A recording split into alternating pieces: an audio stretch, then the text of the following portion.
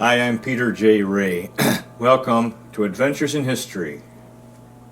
Today's topic is Dearest Mother, Love Ruthie. Ruth Smallshaw Ray's Letters to Her Mother, 1950, Part 56. 1560 Luxor Road, Cleveland, 18, Ohio. September 26, 1950. Dearest Mother, Dad, and Bud, how good it was to get your letters. The cake to arrive this morning, and I want you to know how very nicely you have them packed, and I do like the little cards inside. Thank you so much, dear, for going to all that trouble for us. We do appreciate it. Joan phoned to say how pleased she was with their piece, and what a nice idea Anne and Wayne thought it was too. Neither they nor John's family had ever heard of it, so I'm very glad we did decide to send them. A nice note came from John's aunts in California, saying how much they appreciated us remembering them, and so was the note you forwarded from Nancy and Bob.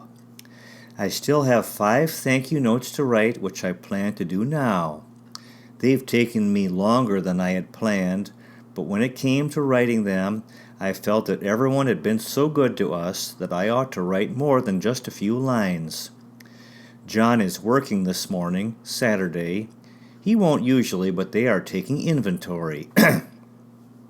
He doesn't do that, but has to take care of a few special things they have on hand. And will be able to use the overtime pay, too. I slept in. I can't seem to get enough sleep and get so tired at the end of school, so we're going to get some vitamin tablets for me today. I've just finished doing the housework, and I must say this is a dream of a place to clean. I also find that I like the upright Royal vacuum even more than the Electrolux. It doesn't do as much. We plan to get attachments later, but for a big rug it really is much easier, and is very light too. I'm glad they talked me into it. I do wish you'd go to the expense of a new furnace, if necessary, to get an oil burner. It's so wonderful just to turn the thermostat up or down and have it warm in a few minutes. That's something that is so good about John. He plans far ahead, and whereas something may seem expensive, in the long run, the energy it saves and easier life it gives, it really pays. Particularly when you can devote the extra energy to something you enjoy and is more profitable. Do get an oil burner. Life is so short for drudgery. We're expecting our big chair today. Do hope it comes. I guess every experience helps a person to grow, but I'm certainly not enjoying the experience of teaching this year. The ideal job, I'd always thought. It is good for the kiddies, I guess, but I've never found it so much like work. I have one little devil, hyperactive, weak heart, and just a real little atom bomb. I'm not to punish him, but send him to the principal so she can take the responsibility. I'm just not enjoying it at all. I guess I was tiring of teaching the last year in Florida, but I do believe these kiddies are most spoiled. It may improve. Oh, thank you, dear, for the birthday gift check. I'll try to either get some Dearest or maybe some initialed drinking glasses that I've wanted. Thank you so much. No, I haven't heard from Marion at all, and I wish she'd write, but I guess they're busy if they're moving. I'm so glad for her because she didn't seem satisfied in Regina. Can she resign from teaching so easily? I had a birthday card and letter from Connie. She sounds so much happier in Saskatoon, and I'm so glad for her. Having Connie and Marion at the wedding made it so nice. I really feel I'm so lucky. Yes, that letter you forwarded was a very nice one from Mrs. Parrott. I'll send it when I've answered it. Do you have Isabel's address? Hers is one note I didn't know where to send. Mrs. Goddard's? I guess I'll send it to Regina and have it forwarded. Didn't I mention that we got the pearl-handled silver, 6 knives and forks, very lovely, and they were John's great-grandparents. We enjoyed hearing from Bud, and John seemed to get a kick out of his letter too. We're both so glad that he's settling down some and accomplishing something in the line of studies. We're both convinced it's the road to a satisfactory job. I'm certainly glad we both have the same leanings that way. I must say I picked a wonderful husband. He just came in with a big bottle of vitamin tablets that his Uncle Ted Zook recommended. The big chair and ottoman came now too. Boy, it sure is a huge thing. Do write. I love you, Ruthie and John. 1560 Luxor Road, Cleveland, 18, Ohio, October 16th, 1950. Dearest Mother, I was so glad to find your letter when we got home tonight, but so sorry to hear you are worried. It's 10:30 and we've just finished supper. We got home at 9:45. I know it just takes a few minutes to write, but it seems we don't even have any few minutes anymore. I just finished writing an hour's exam in American government, and I'm having another test Wednesday, and my 6 weeks reports are all due at school this week. John is simply wonderful. He does so much here to help me that I would feel very guilty if I weren't so busy. He washes the dishes, mows the lawn, vacuums the rug, takes in the newspaper and milk. I could just go on and on. Laundry to the laundromat, and he's got law classes and studying too, of course. Yes, my class is keeping me very busy, but things are going somewhat better. Billy, the problem, hyperactive, weak heart, spotty brain damage, broke one of the teacher's glasses last week, purposely, so you can see he's a hard fluff. But things are getting somewhat better organized. It's much harder than teaching in a residential school. I think children generally from a higher income bracket group tend to be more willful and spoiled. Joan and Lenny, though, teachers both, say that pupils generally are affecting the unsettled world situation, the threat of an atomic bomb. I don't know. We're so glad Bud is taking a course. A week ago Saturday we all went to Joan and Lenny's for Italian spaghetti and evening playing cards. Mary and Vince, whom I told you we went to Oberlin to see married last June 10th, are expecting a baby March 22nd. They were not too happy about it at first, but are getting used to the idea. In a way it's too bad, as he hasn't a too well-paying job, $250, and she just graduated in June, is 22. However, they'll get along, and I don't think it's such a bad idea myself. Sunday last week the fellows played golf, and the girls came here, and we had them all to supper afterwards, not planned. We've invited them all here October 28th. All, Vince, Mary, Joan, Lenny, Ann and Wayne, John and Ruth. Saturday we all went to Oberlin for the homecoming football game and dance. Very good. Now you'll think all we've been doing is having fun. Well, except for Saturdays, we are really loaded. Breakfast, school, classes, dinner, homework, school plans, bed. Breakfast, etc. It's all swell but very tiring. The vitamin capsules are beginning to work, for I am feeling better. Thanks so for the snaps. Please don't have any put on Christmas cards. We don't like the idea at all.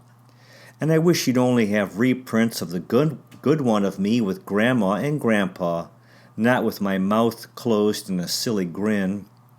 I was quite thrilled about the photo being in West's. Which ones? Which of me? Which of us? No, we haven't seen the proofs yet. We'll devote next Saturday to picking them out and sending them to you. We've picked out a blonde mahogany coffee table and end table that they're ordering for us. We expect in November. We haven't written John's family, and they've phoned us long distance twice. John finally wrote last night while I was studying, and he'll write you too. Just remember, teaching, university classes, and housework leave very little time. I can't get over how wonderful being married is. John is just perfect, understanding, good, and kind. We love you, Ruthie. 1560 Luxor Road, Cleveland, 18, Ohio. October 21st, 1950. Dear Mother, Daddy, and Bud. Happy Indian summer. My, what a beautiful day and what beautiful days we've been having. Saturday, however, I can appreciate it more. This week has been record high temperatures for Cleveland in October, in the 80s, 84 and 86.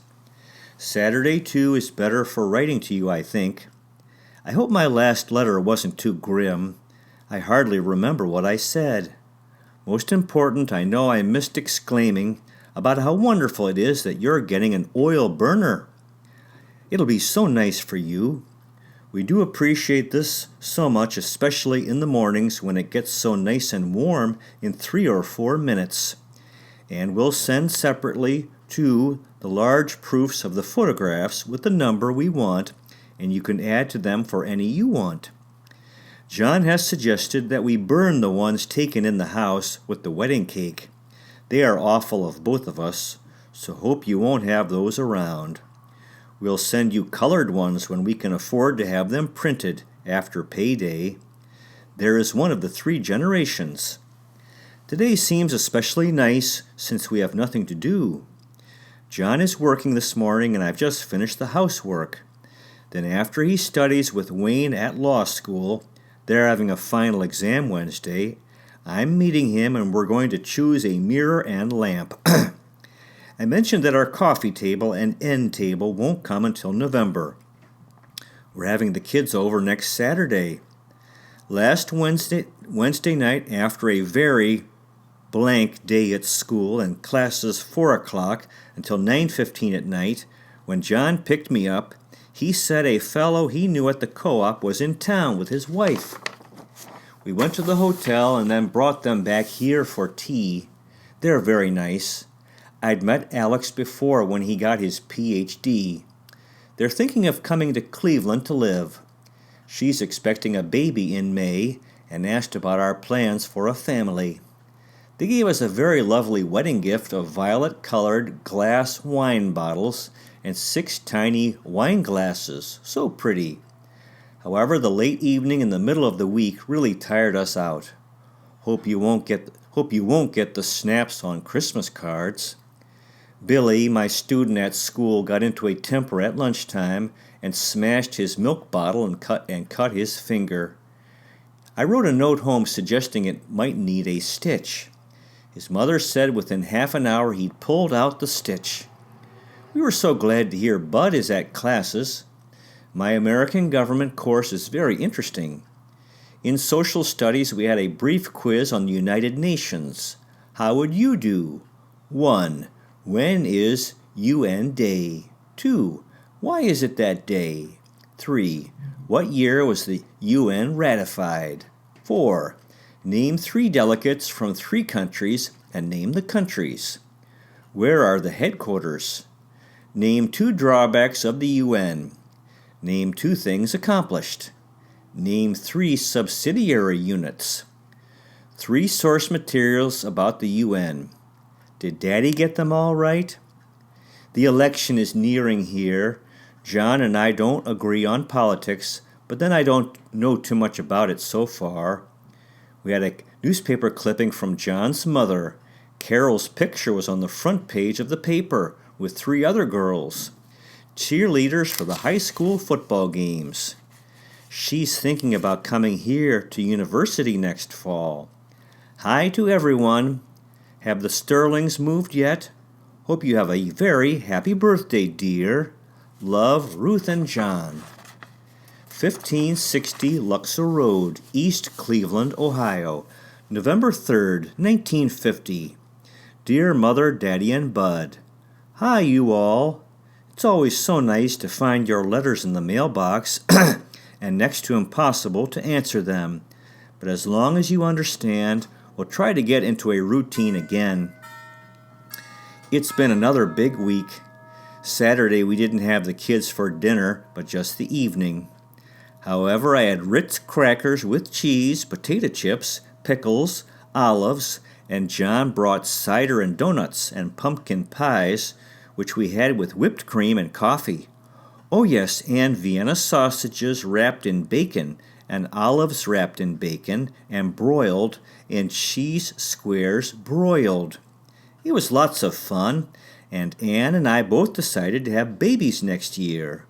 Of course, we got on to politics due to the coming election, and my government course, which is very interesting. Monday night was our big Halloween party at school.